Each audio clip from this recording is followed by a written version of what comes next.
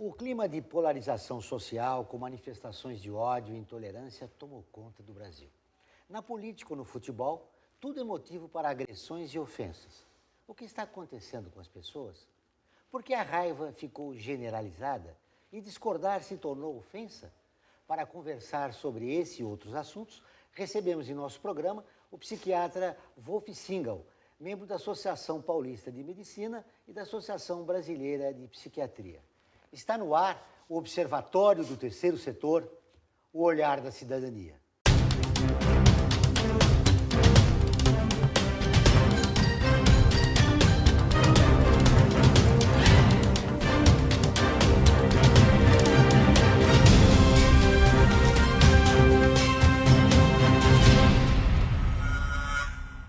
Tudo bem, Wolf? Seja bem-vindo ao nosso programa. Muito obrigado pela sua presença.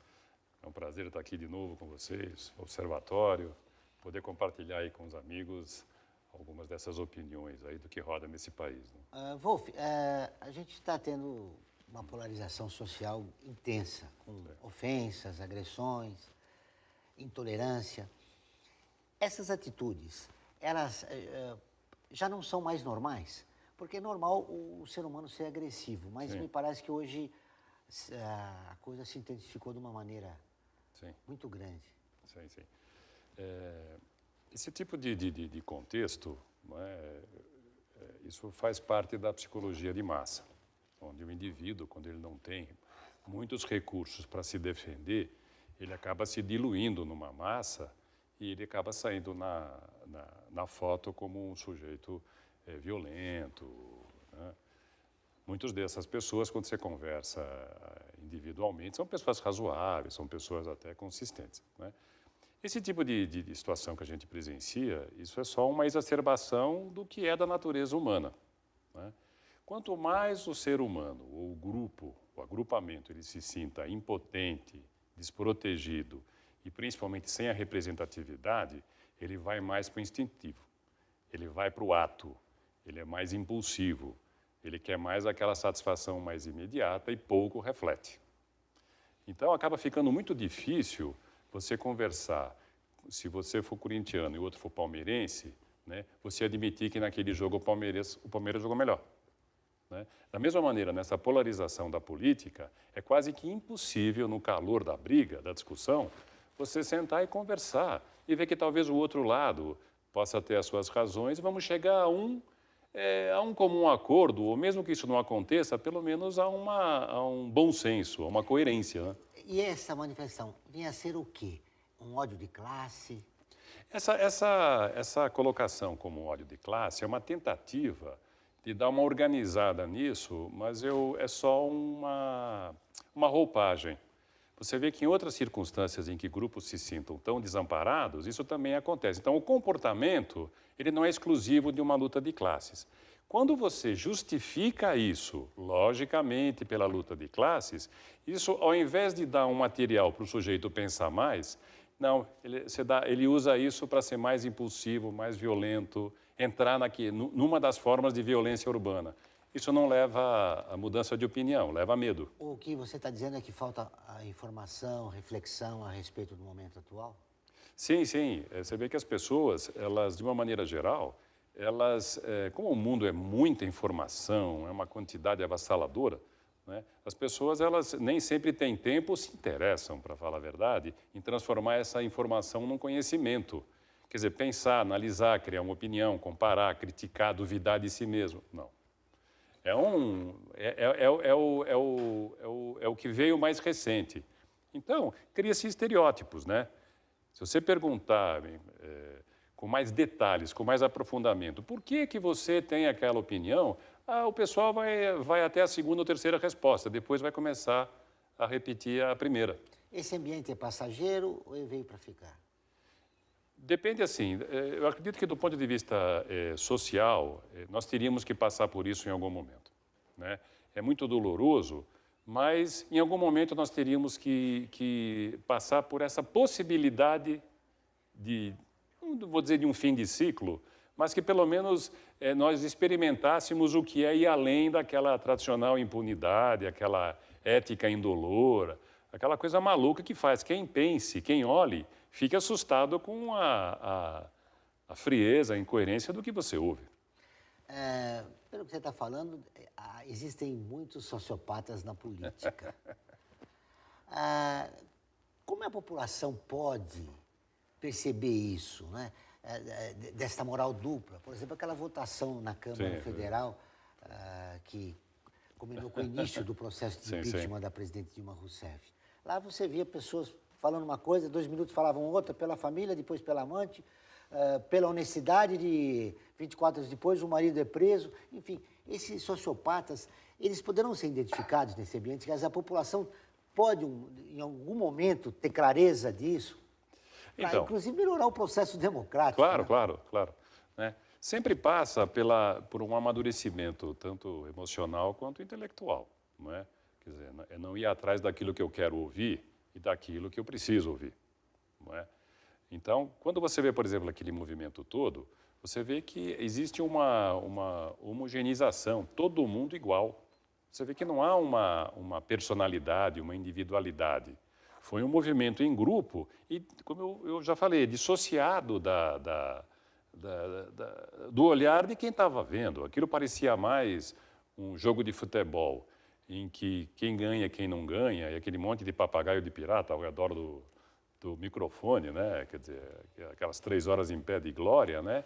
Do que uma coisa sintonizada com uma dor, uma angústia, uma necessidade profunda da população, da nação. E isso gera uma angústia danada. Será que aqueles que eram a favor do impedimento da presidente perceberam isso? Olha, possível se perceber isso? Se você talvez conversar com alguns deles em off, pode ser que eles até façam uma autocrítica. Mas, assim, como existe uma lei maior de sobrevivência no cargo e na política e com todas as benesses, eles se diluem. Por isso que eu falei no início. O cara perde aquela capacidade de ser a voz, né? Que, aliás, precisa ser um tipo mais... aguentar mais o tranco da própria opinião, né? E fica naquela coisa comum. Eu nem sabia que tinha tanto filho e primo tão honesto, né? Quer dizer, quando o cara começa a falar muito que é honesto e todo mundo é honesto, eu até desconfio, né? Não precisa falar, né? Mas esse é o clima político, é a Câmara que a gente tem, né? Com certeza tem gente muito séria ali, né? Mas o produto final fica essa coisa em massa, essa coisa que tira da identidade, inclusive tira um pouco da legitimidade, da seriedade da coisa, né? Bom, o cara está falando porque ele é consistente e porque ele está indo para o lado que vai ficar no poder, né? Isso para quem eventualmente se incomoda com a coerência. Para a população, bom... esse time vai ganhar, então é isso aí, vamos botar fogo no circo. Então o cara fica mais reparando se a Dilma está chorando ou não está chorando, se de repente tem ou não tem consistência. Que a história não é generosa com os viras-casacas, né? Muito bem, nós vamos para o intervalo e voltamos dentro de instantes.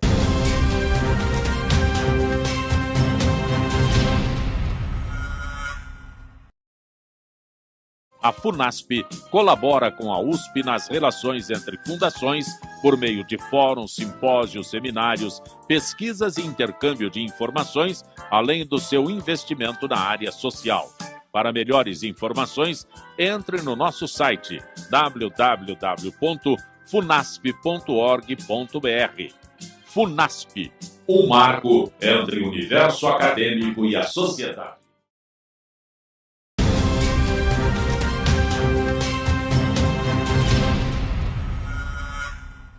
Estamos de volta com o Observatório do Terceiro Setor, o Olhar da Cidadania.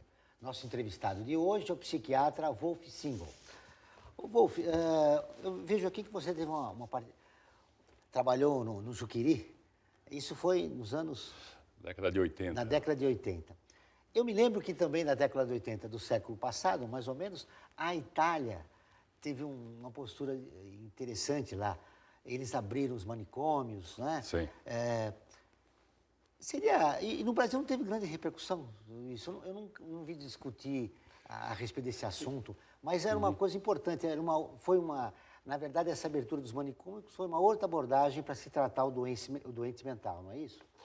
Como todo movimento embasado numa postura filosófica, numa consistência, tinha e tem o seu valor. Agora, quando ele entra, esse movimento, que aqui no Brasil tem ainda esse movimento de reforma psiquiátrica do deputado, acho que Salgado, né, que, questionando o modelo clássico da psiquiatria, propunha todo um trabalho social e psicológico que atendesse a essa população. Né? Era laboterapia, Sim. remédio só quando necessário e o fim do tratamento de choque, é isso? Sim. Quer dizer, isso muito ancorado nos limites da psiquiatria e em toda uma história onde a psiquiatria, para ela adquirir uma certa autonomia, até hoje a gente tem dificuldade, né? Que o pessoal tem medo que se passar no psiquiatra é louco, né? O que acontece é que, assim, quando você entra com esse referencial, né, você acaba passando por cima daquilo que tem consistência na psiquiatria enquanto especialidade médica. Então, acaba havendo uma generalização onde tudo fica comportamento. Então, bioquímica, cérebro, lesão, gente que realmente não tem condições, fica tudo politizado. Aí acaba dando o que aconteceu.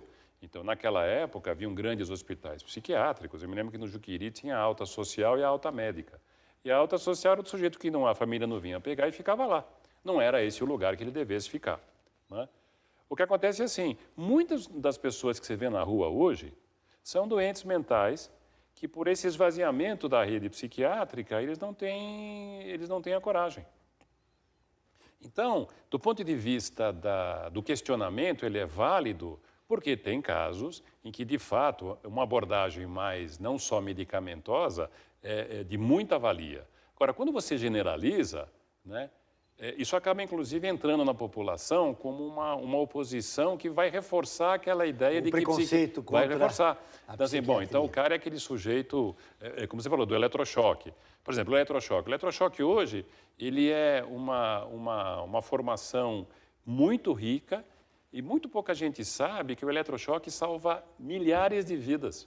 Quando você tem tratamentos em que você não consegue, por exemplo, casos de depressão, né? Depressão profunda, né? Os quadros refratários, você tenta, você associa, não vai. Muitas vezes a diferença da vida da pessoa é eletrochoque. Só que hoje é feito com anestesia, não é aquela coisa mais heróica de antigamente, não é? Então, assim, quando entra é sempre legal. Da mesma maneira como a gente estava falando da política, né? Todo esse excesso tem uma coisa legal. Agora, em que parte do pêndulo vai ficar?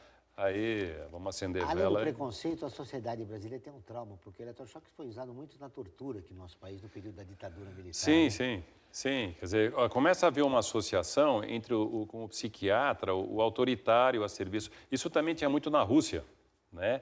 Onde muito era usado para tirar verdades, confissões, né? Então ficou muito misturado isso e o objeto de estudo da psiquiatria por si só já é muito complexo.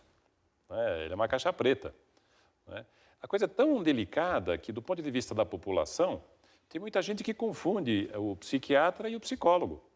Ele, por exemplo, ele não sabe que psiquiatria é uma especialidade médica. Você faz 6 anos, depois você faz 2, 3 anos de especialização. É um médico, né? O psicólogo, ele faz a faculdade de psicologia. Os dois, eles vão se nutrir de uma mesma matriz. Você tem a psicopatologia, que é o estudo das doenças, dos fenômenos de doença. A psicologia estuda o funcionamento normal dentro de certos referenciais e a psicopatologia, quais são os sintomas, o que é uma alucinação, o que é uma depressão, né? Então, qual é a diferença? Às vezes a pessoa fala assim, puxa, eu prefiro ir num psiquiatra fazer terapia porque é médico. A formação para ser psicoterapeuta, independente de cada corrente, é o mesmo banco onde eu sento, o psicólogo senta. O que vai diferenciar é a competência, a dedicação, o normal. É importante seu esclarecimento. Voltando ao preconceito, existe o preconceito da sociedade em relação ao doente mental, mas sobretudo da família. Como é que se consegue acabar com isso? Olha, esse é um assunto muito complicado, porque, assim, quanto mais grave o paciente psiquiátrico, mais ele demanda de estruturas que você pena para você conseguir. Só para você ter uma ideia, se você tiver um adolescente com menos de 18 anos, né, num surto psicótico, vê como é difícil você achar um lugar para internar. Então, é muito penoso para a família. Isso muitas vezes imobiliza uma família porque são casos graves, são casos em que a pessoa vai ficar dependente o resto da vida.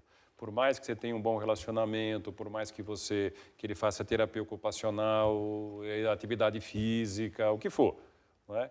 Mas tem casos em que não adianta entrar só com a reforma psiquiátrica. Ele vai precisar de tempos em tempos de um lugar adequado para ele se tratar, porque ele entra em crise. Ele precisa de um isolamento. Ser retirado da sociedade. Um dos critérios de internação é quando o sujeito é um risco para ele, para os outros ou os dois, né? Eu estava falando em outra ocasião, né? É interessante, quando se trata de um outro órgão, né? Se é um problema gástrico, cardíaco, encaminhar para uma internação é uma coisa meio óbvia. A população logo estabelece uma relação de necessidade, né? Quando se trata disso, é muito comum o familiar... Uma reação, estou ficando louco.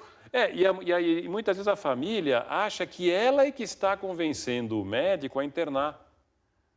Porque existe aquele viés de achar que eu estou abandonando o familiar, ou é só uma questão moral, de mero comportamento, e aí o psiquiatra tem que intervir. Olha, quem está internando sou eu, a responsabilidade é minha. Você está envolvida, você não tem como avaliar. Mas é muito comum o pessoal retardar, o pessoal esperar que melhore. E tem casos assim... Nesse caso tem que tratar os dois, o paciente e a família. Pode ter certeza. Nós vamos para o intervalo e voltamos dentro de instantes.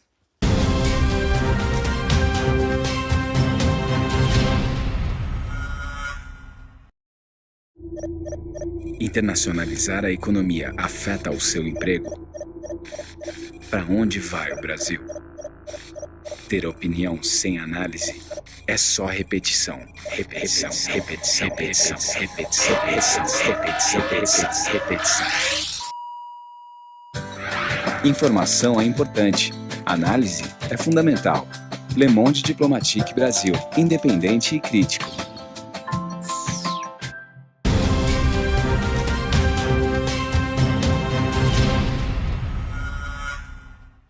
Voltamos com o último bloco do Observatório do Terceiro Setor, o Olhar da Cidadania.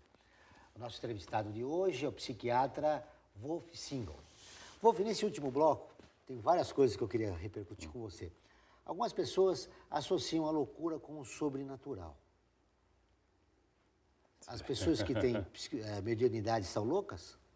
Não. Você tem o histórico da psiquiatria da visão das pessoas, que tem um histórico onde, até começar a psiquiatria e se caracterizando como uma especialidade, loucos, endemoniados, criminosos eram colocados num lugar só. Então, isso se arrasta até os dias de hoje, existe essa confusão, né? Tanto que a gente fala de cidadania, quando eu falava daquele movimento da Associação Brasileira de Psiquiatria, nessa campanha contra a psicofobia, é exatamente para ter um olhar de aceitação, né? Você tem o doente mental, assim como você tem o idoso, assim como você tem qualquer minoria que, numa situação mais vulnerável, fica excluída do exercício da própria cidadania, né? Então, o que acontece? Durante muito tempo, o pessoal englobava essas manifestações como manifestações da psicopatologia, né? Alucinações visuais, auditivas e tal. Hoje, já faz um certo tempo, já existe um capítulo dentro da avaliação psiquiátrica, dos estudos, que separa o que é uma manifestação que pode sugerir uma alucinação, um delírio, de uma outra situação em que a pessoa externa esse tipo de manifestação, mas tem um ego preservado. Isso é importante. Isso é muito, muito interessante. Ou seja, ela continua lúcida. Ela continua tem a lúcida. manifestação, mas depois ela sabe quem ela é. Sem dúvida. Enfim. Então, quando você fala, por exemplo, de mediunidade, né, é que como vem um vocábulo através da doutrina espírita, ou esse viés, acaba contaminando. Mas, assim, se você usar qualquer outra nomenclatura, você vê que muitas vezes as pessoas têm essa sensitividade, elas eventualmente acessem outras áreas cerebrais sem necessariamente serem taxadas de louca. O que acaba acontecendo muitas vezes é que para você lidar com estas faculdades, você precisa ter muita maturidade, né? Então, no caso do doente mental... Atualmente o psiquiatra está preparado para tratar? Nem todos. Tanto que nos últimos congressos tem havido módulos ligados à espiritualidade, psiquiatria. O pessoal está avaliando isso de uma maneira menos preconceituosa. Aliás, é muito comum o paciente chegar no consultório e ficar meio receoso de dizer que, olha, eu frequento um centro de Umbanda, porque ele acha que eu vou taxá-lo como mais doente mental. E isso, não, pelo contrário, desde que a relação da pessoa com esse tipo de atividade seja saudável, pelo contrário, às vezes é um suporte social poderoso. É muito, porque isso tem um significado dentro da formação da pessoa que psicologicamente segura muitas angústias. Pode ajudar no tratamento? Claro, claro. Quer dizer, o que geralmente acontece é que quando a pessoa tem claro que isto não é uma patologia, você tem que tomar cuidado o uso que ela faz disso. Aí é o contrário. Então, tem pessoas que, por exemplo, podem querer se esconder atrás de todas essas explicações para não lidar com outros núcleos. Aí é outra coisa, né? Então, é isso que a gente tem que sempre ajudar a pessoa a discriminar. Que legal que você tem isso, eu acho que você pode desenvolver e tal, mas cuidado para não trocar as coisas, né? Porque tem muita gente que entra assim, olha, se eu fizer isso, então eu resolvo tudo. Antes fosse, mas não é o caso. Não é o caso. Não é o caso. Na sociedade moderna, a doença mental aparece mais no jovem, na criança, no idoso. Então, aí tem a ver também com como o olhar ficou mais em cima, até estatisticamente. Hoje você identifica, ou procura identificar traços daquilo que aparece no adulto, já na criança, já na pré-adolescência. A ideia é de que, bom, já que esse é o percurso mais provável, que tipo de interferência preventiva eu poderia, né? Então, tem aqueles que acham que, desde o início, mesmo não tendo um quadro explícito, você já entrar com medicamento, outros questionam, né? Mas é uma preocupação interessante, né? Porque quando a coisa se instaura, muitas vezes você detona um problema que a gente já sabe que vai cronificar. Então, será que isso faria uma diferença? Mas isso é uma coisa caso a caso. No caso dos jovens, qual é o momento inicial para começar-se uma terapia? Olha, a terapia, existem várias correntes de terapia, ok? Né? Então, você pode usar a terapia para consolar, para adaptar, para transformar, até para transmutar conforme outras correntes, né? Conforme o caso, desde que as crianças são muito beneficiadas por terapia, né? Seja para conviver melhor com um quadro já mais grave, seja autismo, uma coisa mais complicada, seja para lidar com traços daquilo que você percebe que, olha, isso aqui não vai dar trabalho, né?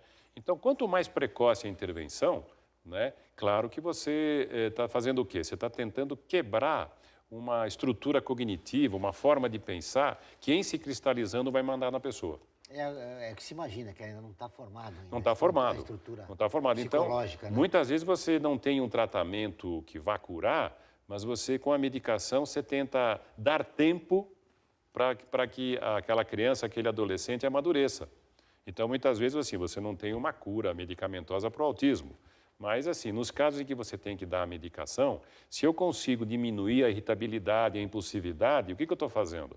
Eu estou dando uma oportunidade para a criança, ao sofrer menos problemas de relacionamento, ela consiga perceber como é legal os outros se aproximarem, porque, caso contrário, a molecada fica longe. O idoso é mais diferente?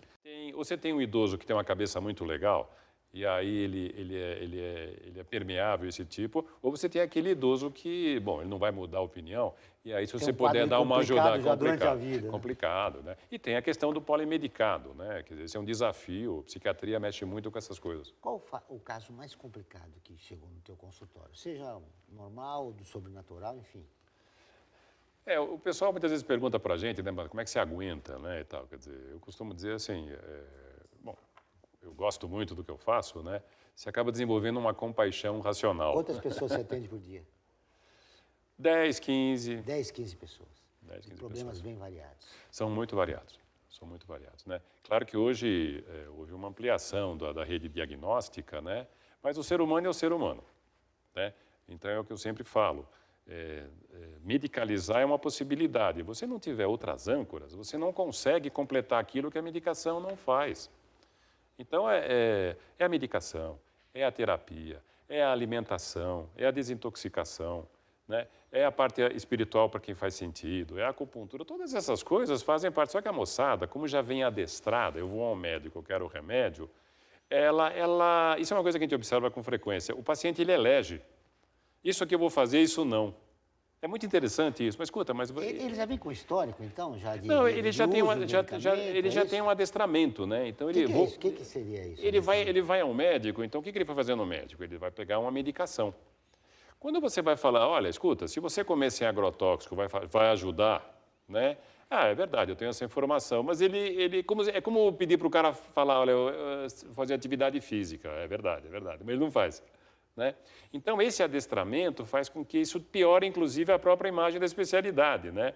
É muito comum também as pessoas, elas dizerem assim, não, eu não vim porque eu tenho uma mãe que toma remédio há 30 anos e não melhorou.